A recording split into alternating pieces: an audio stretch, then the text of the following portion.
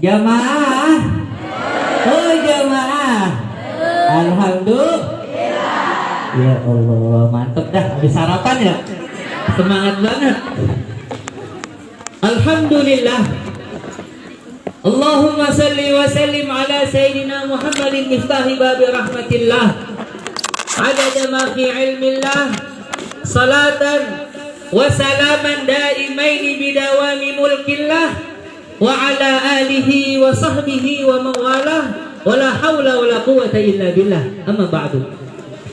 Yang saya hormati, saya muliakan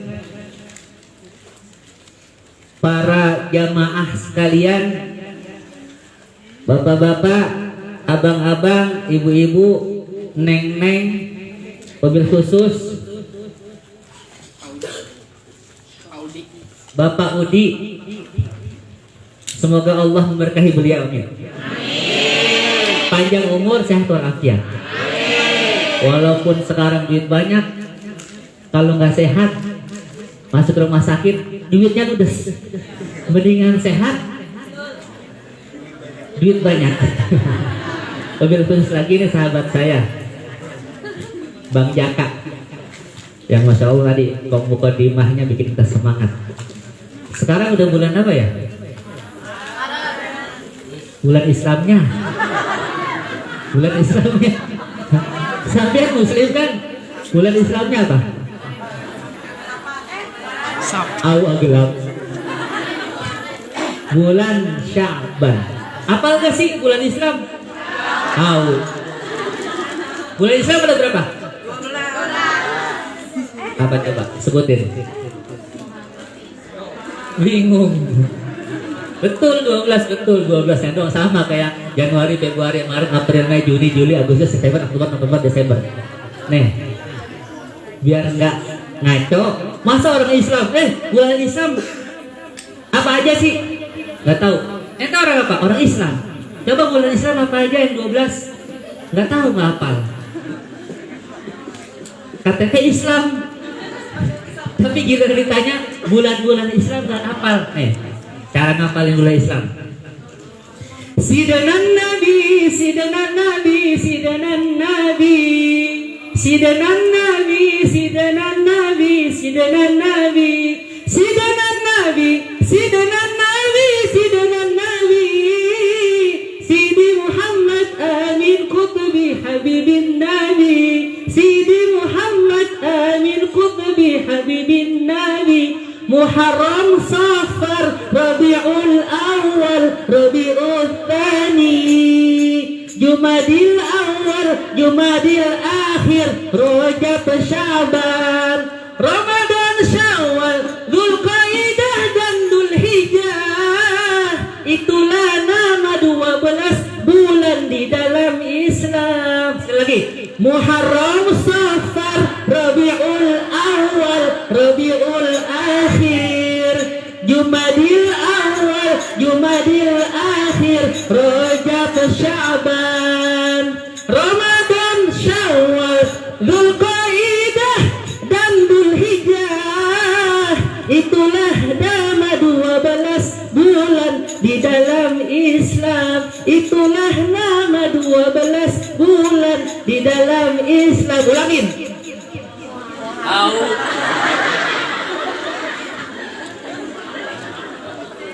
Yang berani satu orang megang mic 12 bulan sendirian dikasih hadiah. Hadiahnya minta manajer ente. Jadi ini bulan apa? Bulan Sya'ban, bulan yang berapa? Betul, ada dapat hadiah, ambilnya di akhirat. Mau masuk surga? Mau? Mau mati?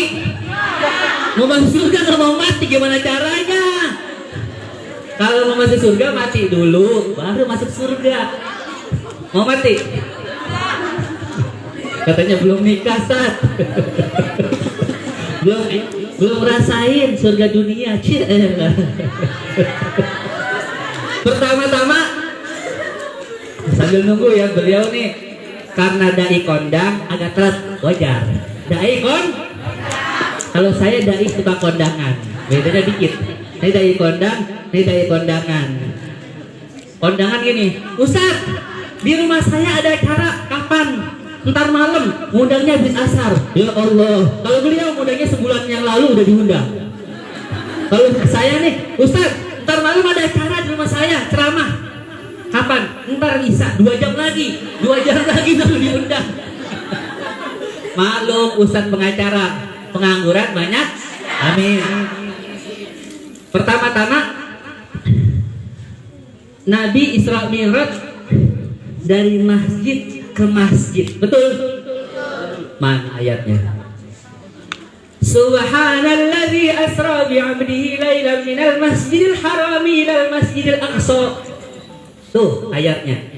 Maha besar Allah, maha suci Allah yang telah memperjalankan hambanya, yaitu Nabi kita Muhammad, dari Masjidil Haram ke Masjidil Aqsa. Kenapa dari masjid ke masjid? Bukan dari mall ke mall, bukan dari pasar ke pasar, bukan. Ini menandakan bahwasanya kita harus selalu ingat dengan masjid, terikat dengan masjid. Tahu orang yang nanti di hari kiamat, di antara salah satu orang yang selamat, yang mana hari tersebut hari menakutkan, matahari didekatkan oleh Allah 1 jengkal di kepala kita sehingga kita kepanasan, berkeringat dan terendam keringat kita sendiri. Hanya 7 orang yang dapat naungan, tidak akan takut, tidak akan celaka di hari kiamat. Pertama, di antaranya rajulun qalbuhu mu'allaqun bil masajid. Setiap orang yang hatinya cinta dan punya ikatan batin dengan masjid, dia ingin selalu beribadah dan masuk ke masjid rumah Allah. Jadi orang-orang yang hatinya dapat keimanan yang kuat, diantaranya orang-orang yang hatinya cinta dengan masjid. Makanya Nabi di Isra Mi'rajkan dari masjid ke masjid, baru setelah itu ke Sidratul Muntaha, menghadap Allah, menerima perintah 5 waktu sholat. Berapa? Dalam 5 waktu ada berapa rakaat? Kita merdeka tanggal berapa? Bulan 8, 17 Agustus. Artinya apa? 17 rakaat punya ikatan dengan 17 Agustus. Sholat 5 waktu yang kita lakukan itu penyebab merdeka kita, diantaranya adalah para pahlawan dan ulama kita berjuang dengan tidak meninggalkan 17 rakaat. 17 rakaat sholat 5 waktu, itulah kewajiban kita semua. Zuhur dan asar, maghrib dan isya, sholat subuh juga jangan kesiangan. Ayo cepat sholatlah sebelum kau disolatkan. Selama hayat masih dikandung badan, ayo cepat sholat agar hidupmu selamat. Orang semiskin-miskinnya, sesengsara-sengsaranya, kalau masih menjalankan sholat 5 waktu, insya Allah di akhirat selamat. Tapi walaupun rumahnya bertingkat-tingkat, istrinya cantik memikat, duitnya banyak berlipat-lipat, mobilnya mentereng dan mengkilat, tapi ninggalin sholat, nggak bakal selamat. Karena 1 kali sholat, kalau kita tinggalkan 1 kali, bukan 5 kali nih, sehari ada 5 kali sholat. 1 kali sholat kita tinggalkan dengan sengaja, diancam. Man taraka sholata muta'ammidan kutiba ismuhu ala babi jahannam. Anna fulan bin fulan la budda min dukhulin nar. Barang siapa yang meninggalkan 1 kali sholat dengan sengaja, dia malas, meremehkan sholat, maka namanya ditulis di atas pintu neraka oleh Allah. Fulan bin fulan, si hambaku yang namanya A, anaknya si B, bapak kita tentu fulan bin fulan atau fulanah binti fulan. Si A anaknya si B Bin siapa ditulis sama Allah wajib. La bunda wajib masuk neraka gara-gara dia ninggalin sholat satu kali. Satu kali sholat namanya udah tertulis satu nama. Dua kali sholat, dua kali namanya ditulis oleh Allah. Tiga kali sholat ditinggalkan, tiga kali ditulis namanya di atas pintu neraka. Satu kali sholat udah 60 tahun di neraka. Dua kali sholat 120 tahun. Dikalikan saja satu kali sholat kali 60 tahun di neraka. Semakin banyak sholat yang kita tinggalkan, semakin nama kita ditulis banyak oleh Allah. Nama kita di atas pintu neraka itu semakin banyak, dan semakin lama kita masuk ke dalam nerakanya Allah gara-gara ninggalin sholat dengan sengaja. Makanya banyak orang nanti neraka gara-gara ninggalin sholat. Dalam Al-Quran, masalah ketufi sakor, para malaikat bertanya, wahai manusia, kenapa kalian masuk neraka? Malaikat bertanya kepada mereka, penghuni neraka, maka penghuni neraka mengatakan, lam nakum minal musallin. Kami dulu di dunia nggak sholat, wahai malaikat, jadi kami masuk neraka. Kami menyesal karena kami menyesal di dunia.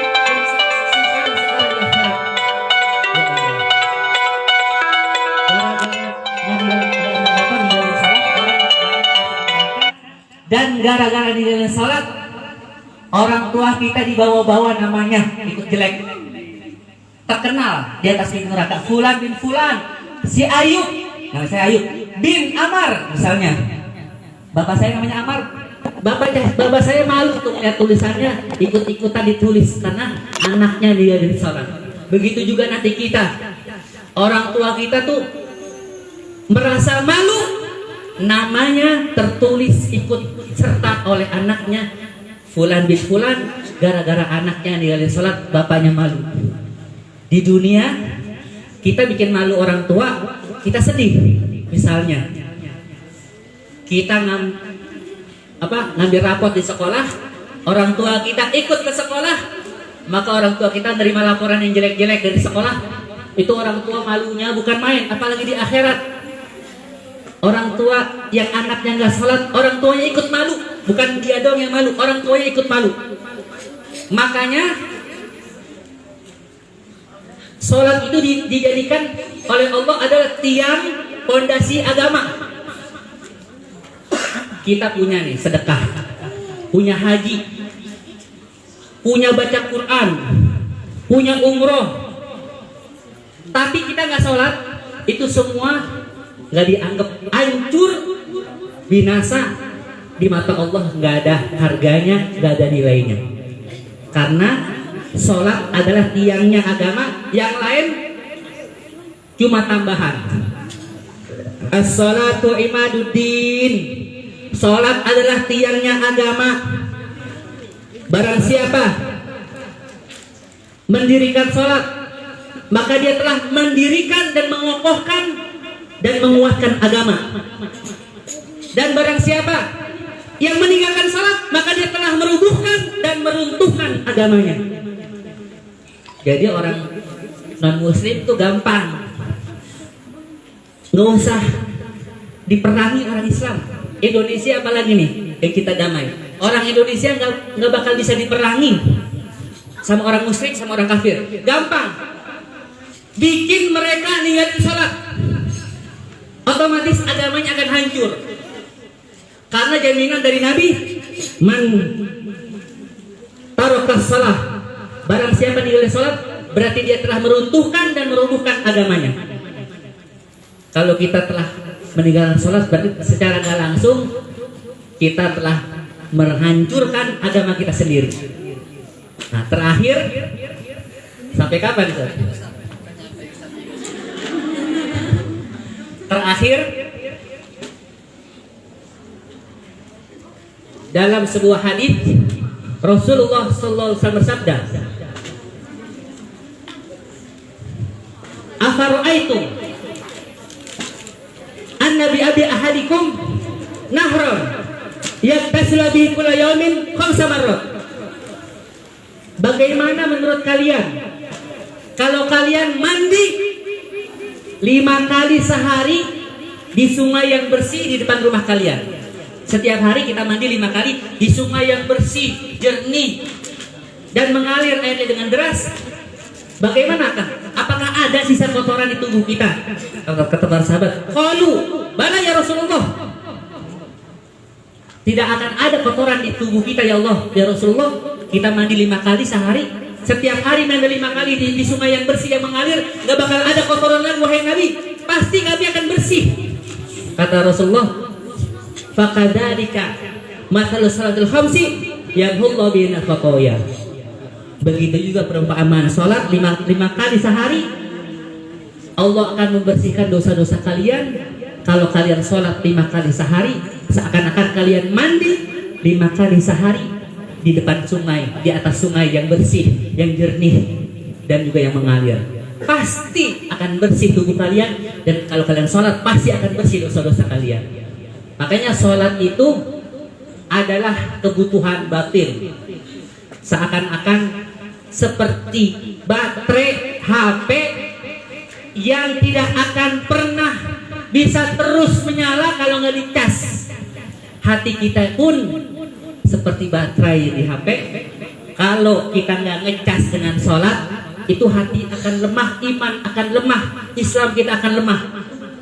Seperti HP, kalau kita nggak cas, nggak kita cas dengan listrik, maka baterai itu akan lowbat, mati. Begitu juga hati manusia.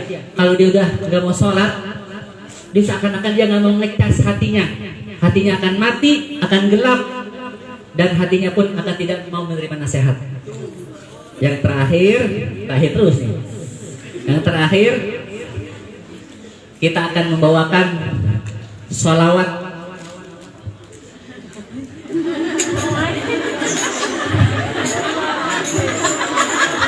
Boleh sholawat? Ya iya, tapi megang HP. Aduh. Ini biasanya main di musola, sekarang kaget main di mall. Makanya pada bawa HP, takut di-scan barcode tadi Peduli Lindungi. Satu. Sholli wa sallim